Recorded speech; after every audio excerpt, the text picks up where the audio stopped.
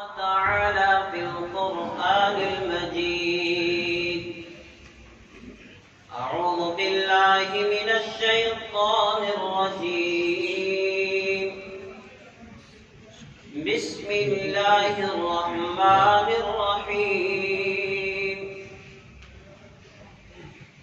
والذين آمنوا منكم وعملوا الصالحات ليستخلفنهم في الأرض كما استخلف الذين من قبلهم وليمكنن لهم دينهم الذي ارتضى لهم وليبدلنهم من بعد خوفهم أمنا. صدق الله العظيم.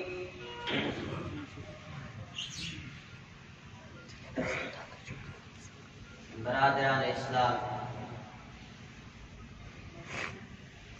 اللہ تبارک و تعالی نے آج پھر سے کرم کیا، فضل فرمایا، مجھے اور آپ کو اپنے گھر میں بلایا۔ اللہ رب العالمین میرا اور آپ کا آنا قبول فرمائے۔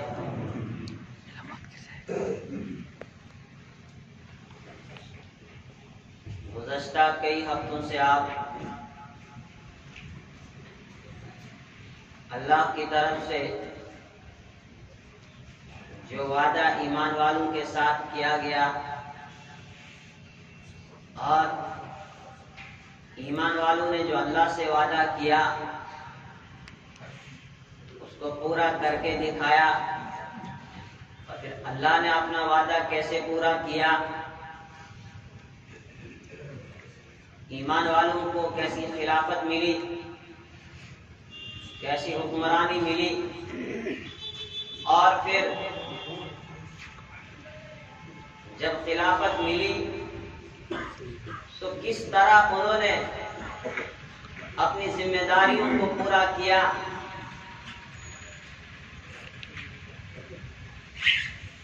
اس پر کئی باتیں آپ نے گزشتہ کئی ہفتوں سے سنی کہ وقت کا خلیفہ راتوں کو کس طرح گلیوں میں گھوم رہا ہے کہ کہیں کوئی بھوکا تو نہیں ہے، کہیں کوئی ننگا تو نہیں، کہیں کوئی پریشان حال تو نہیں۔ دن کو مخلوق کی باتیں سن رہے ہیں، راتوں کو بھی گلیوں کا چکر لگا رہے ہیں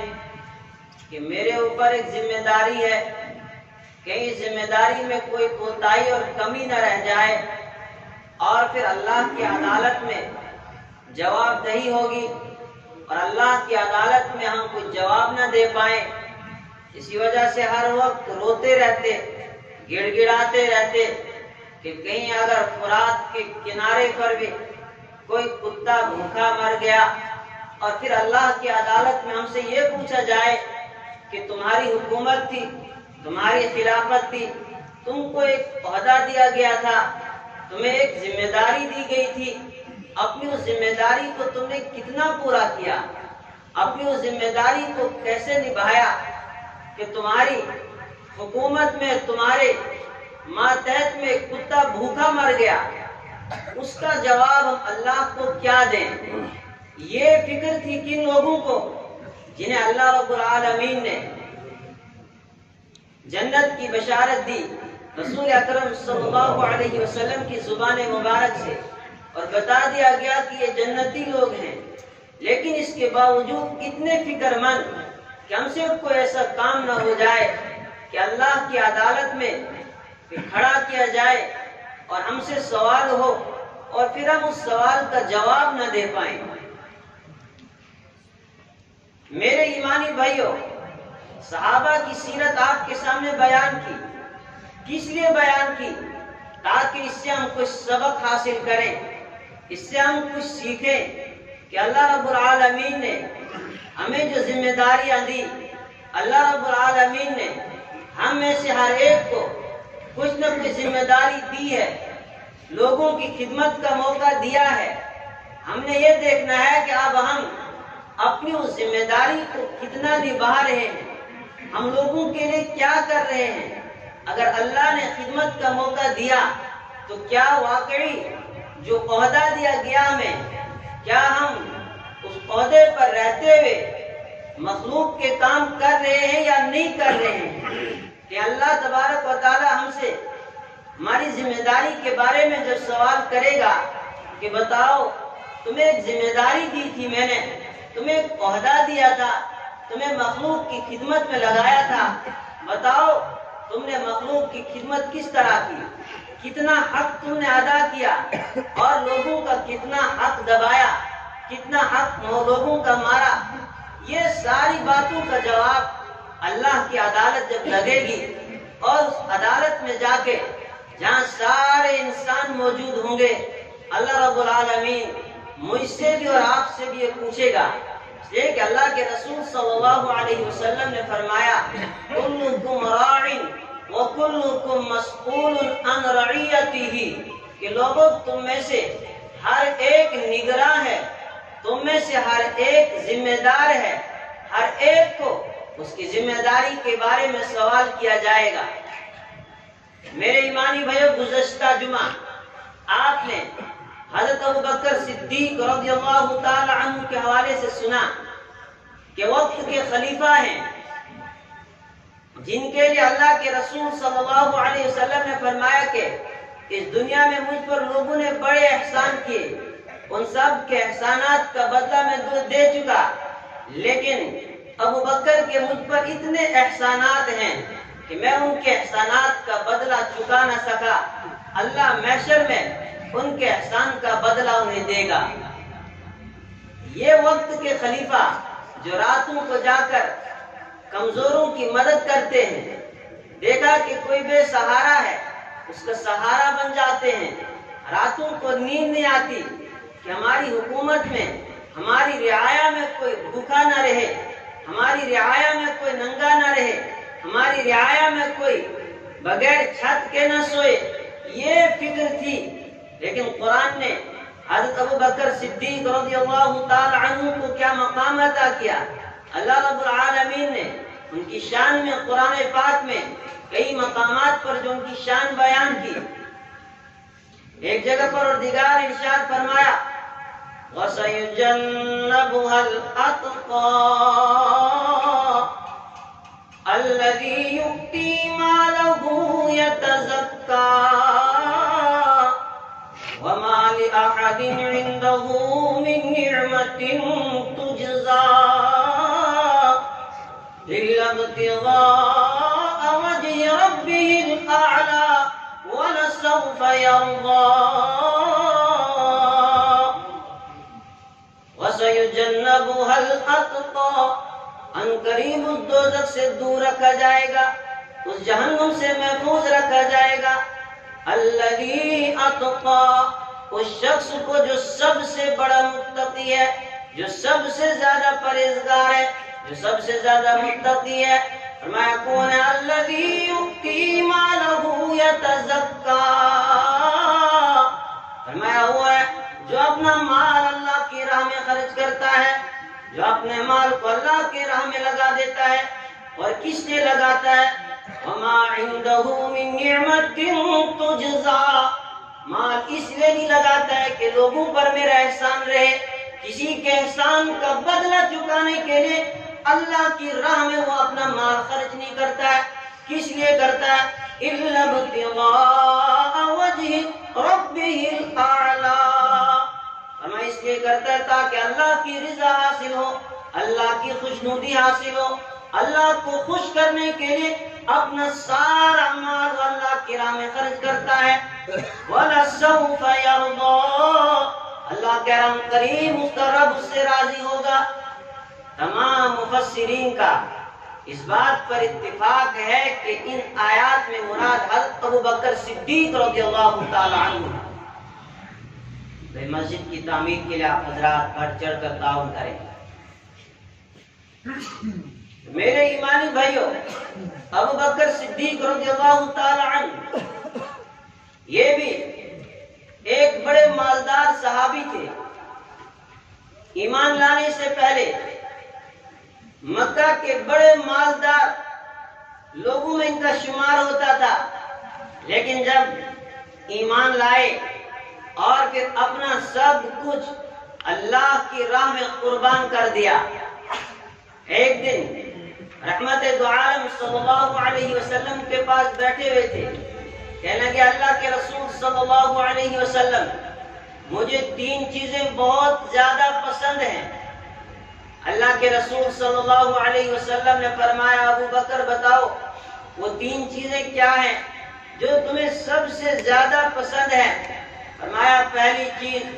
النظر الی وجہ رسول اللہ، کہ میری خواہش ہے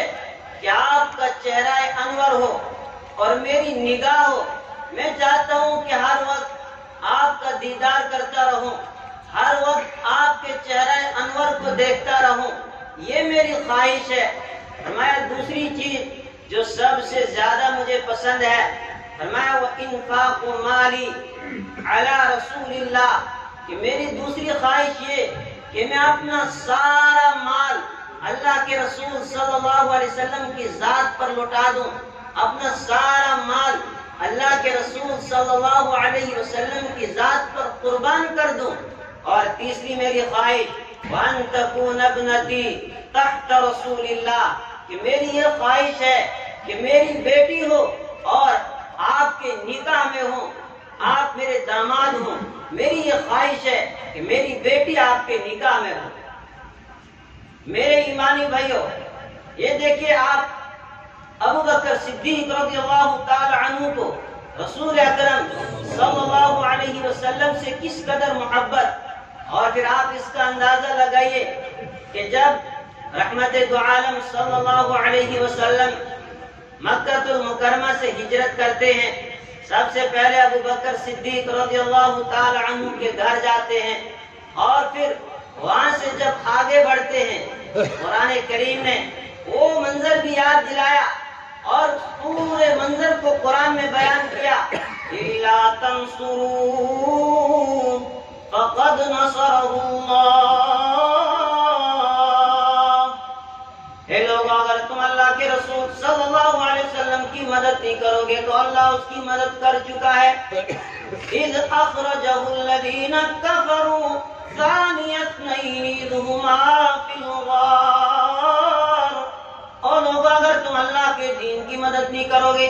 اللہ کے دین کی نصرت کے لیے نہیں نکلو گے، فرمایا إِلَّا تَنْصُرُوهُ فَقَدْ نَصَرَهُ اللَّهُ، اللہ اس وقت مدد کر چکا ہے۔ إِذْ أَخْرَجَهُ الَّذِينَ كَفَرُوا ثَانِيَ اثْنَيْنِ إِذْ هُمَا فِي الْغَارِ، اللہ نے اس وقت مدد کی جب کفار نے انہیں نکالا مکہ المکرمہ سے، انہیں نکلنے پر مجبور کر دیا، اور جب وہ غار میں تھے، اور غار میں کتنے تھے؟ فرمایا 2 ہی بندے تھے، تیسرا اللہ کے سوا کوئی بھی نہیں۔ إِذْ هُمَا فِي الْغَارِ إِذْ يَقُولُ لِصَاحِبِهِ لَا تَحْزَنْ إِنَّ اللَّهَ مَعَنَا، میں اس وقت وہ اپنے ساتھی سے کہہ رہے تھے لا تحزن، آپ غم نہ کیجئے، آپ پریشان نہ ہو جائے، ان اللہ معنا، بے شک اللہ ہمارے ساتھ ہے۔ اللہ کے رسول صلی اللہ علیہ وسلم صدیق اکبر کو غار ثور میں تسلی دے رہے، اور ابو بکر گھبراؤ نہ۔ ابو بکر صدیق رضی اللہ تعالیٰ عنہ کہتے ہیں میں نے دشمنوں کو آتے ہوئے دیکھا، دشمن غار کے منہ پر تھا، اگر دشمن نگاہیں اور کمر جھکا کے دیکھ لیتا تو ہمیں ہمارے اوپر نظر پڑ جاتی، میں گھبرا گیا۔ اللہ کے رسول صلی اللہ علیہ وسلم نے فرمایا او ابو بکر گھبرانا، غم نہ کر، ڈرنا، اللہ ہمارے ساتھ ہے، اللہ ہماری حفاظت کرے گا، اللہ ہماری مدد کرے گا۔ اور اس وقت آپ دیکھیے مکہ المکرمہ سے نکلتے ہیں اور راستے میں وہ نوکیلے پتھر جو 5000 اونچائی پر جانا ہے، 5000 کی اونچائی، 5000 فٹ کی اونچائی پر وہ غار ہے۔ ابو بکر صدیق رضی اللہ تعالیٰ عنہ رحمت دو عالم صلی اللہ علیہ وسلم کو اپنے کندھے پہ سوار کرتے ہیں اور اس چڑھائی پہ چڑھتے ہیں اور غار ثور تک پہنچاتے ہیں۔ یہ آپ اندازہ لگائیے محبت کا، اللہ کے رسول صلی اللہ علیہ وسلم سے کہہ رہے ہیں کہ آپ کے پاؤں مبارک زخمی ہو جائیں گے، آپ میرے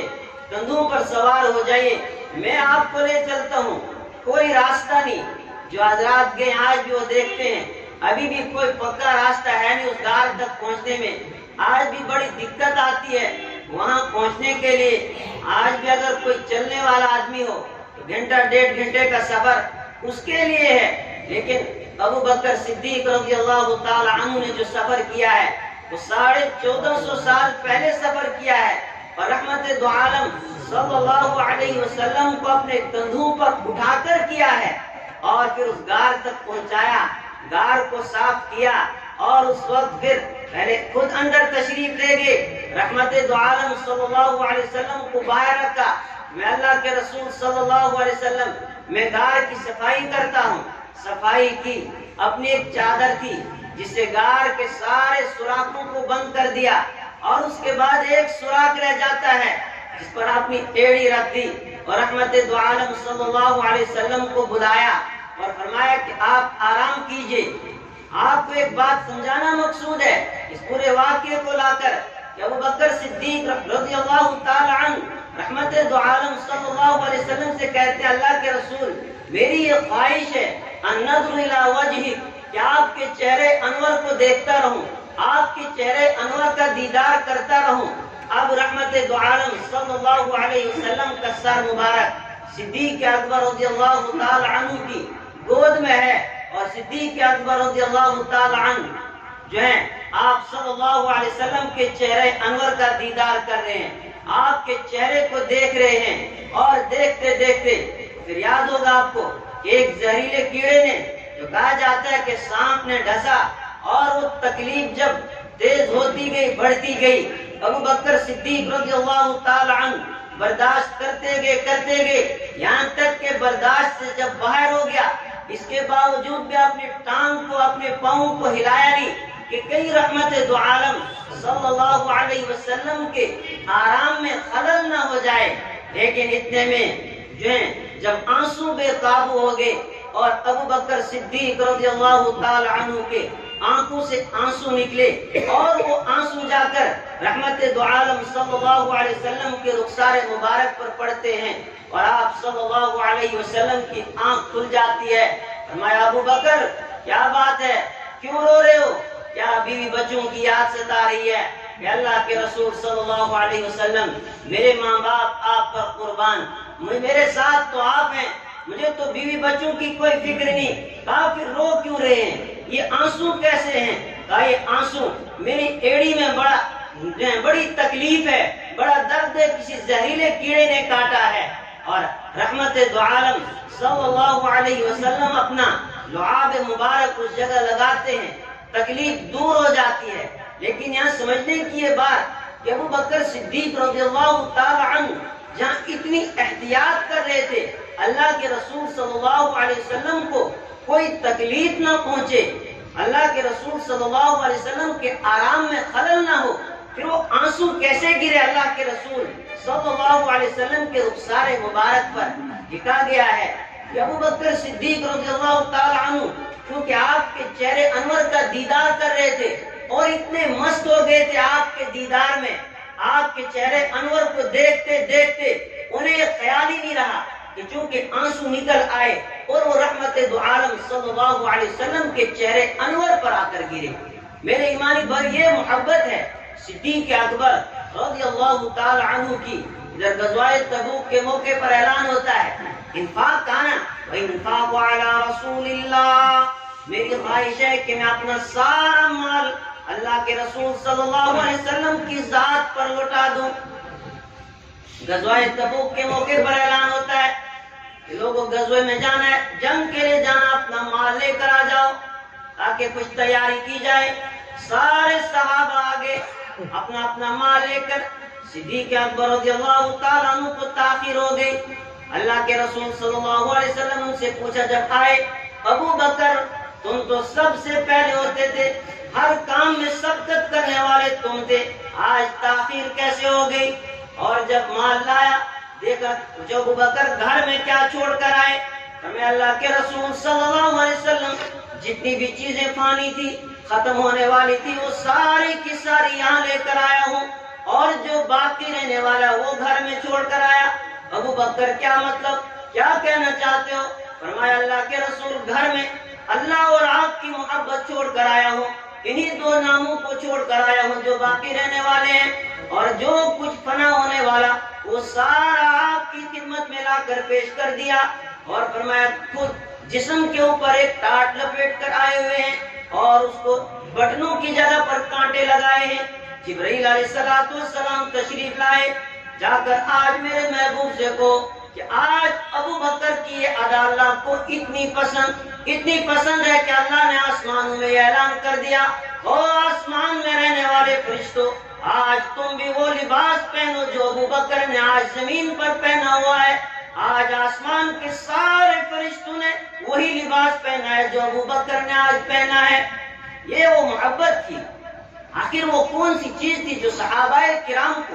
اتنی قربانیاں دینے پر مجبور کرتی تھی؟ کئی بار میں نے بتایا کہ آپ کا کردار، آپ کا اخلاق تھا کہ جس پر یہ لوگ آپ کے اوپر فدا ہو گئے تھے، آپ کے گرویدہ بن چکے تھے، اور اللہ کے رسول صلی اللہ علیہ وسلم کی تربیت تھی کہ جس تربیت نے صحابہ کرام کو اس حد تک پہنچایا تھا۔ اسی کو شاعر نے کہا، وہ ایک امی کے ہر دانش کو چمکاتا ہوا آیا، وہ ایک امی کے ہر دانش کو چمکاتا ہوا آیا، وہ ایک دامان رحمت پھول برساتا ہوا آیا، وہ ایک دامان رحمت پھول برساتا ہوا آیا، وہ ایک نغمہ کے انسانوں کو چمکاتا ہوا آیا، وہ ایک نغمہ کے انسانوں کو چمکاتا ہوا آیا،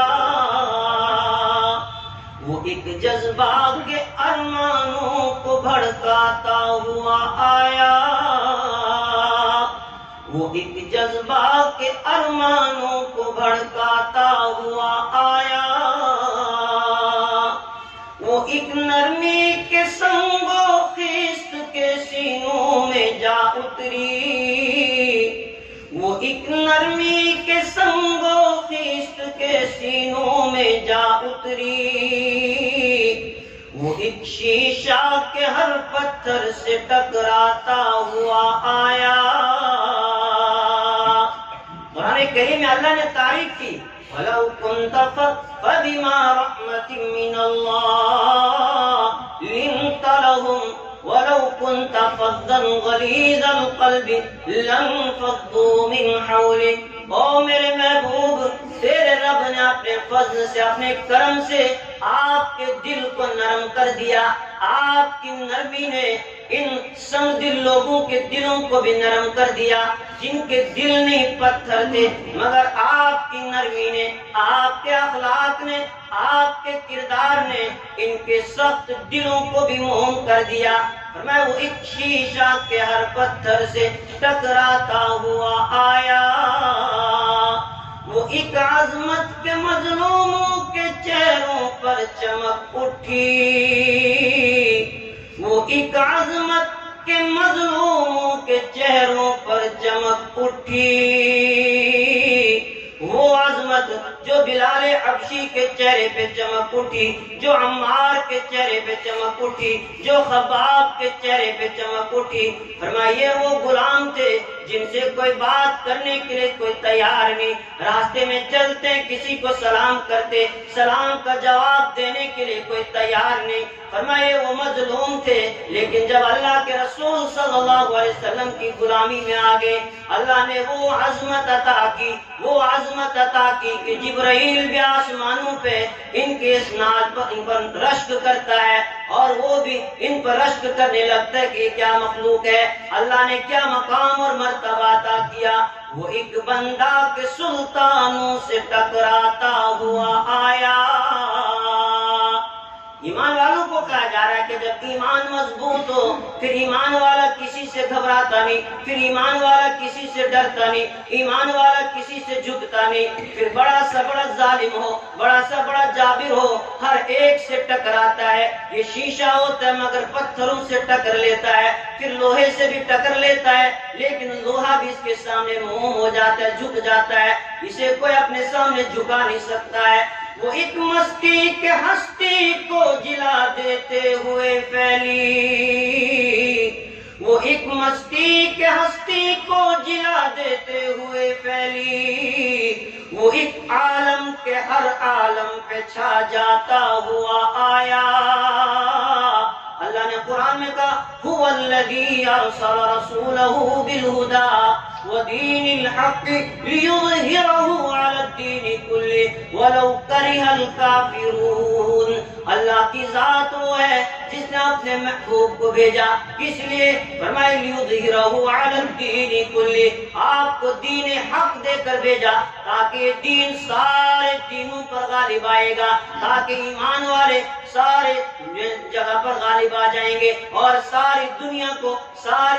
کا کفر، ساری دنیا کا باطل مغلوب ہو جائے گا۔ اور میں بار بار کہتا ہوں یہ وعدہ صرف اس وقت کے لیے نہیں، یہ وعدہ آج بھی ہے، لیکن اللہ نے شرط رکھی انتم الاعلون ان کنتم مؤمنین، بس تم مومن بن جاؤ اور پھر سر بلندی تمہاری مقدر بن جائے گی، ساری دنیا تمہارے قدموں میں آ کے جھک جائے گی۔ اللہ تعالی ہمیں سمجھ عطا فرمائے۔ وآخر دعوانا الحمدللہ۔